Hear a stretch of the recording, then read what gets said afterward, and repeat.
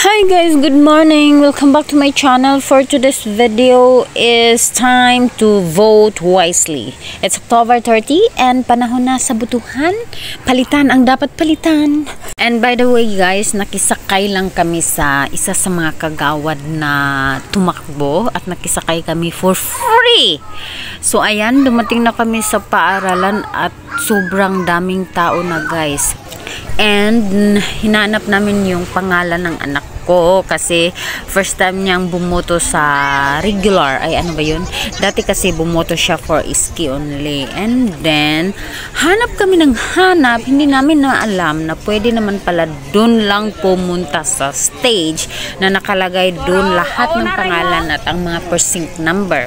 At inikot-ikot pa namin lahat, buong eskwelahan at buong lahat ng precinct. And last naming pinuntahan at doon pa talaga ang pangalan niya nakalagay sa pinakalas na pinuntahan namin. At ayan guys, dahil nakita na namin yung pangalan ng anak ko, so bumalik na ako sa room ko at ito na yun.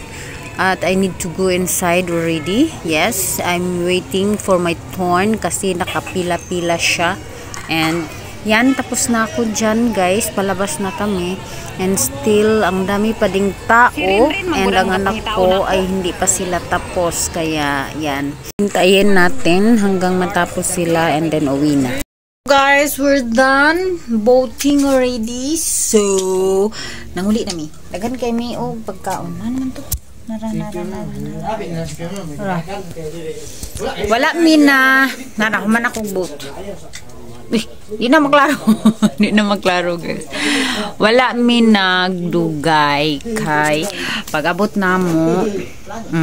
Pag-abot na mo dire-diretso kay wala na katao-tao. So fast. It's just like 10 minutes. Okay? See you next time. That's all for today. Bye.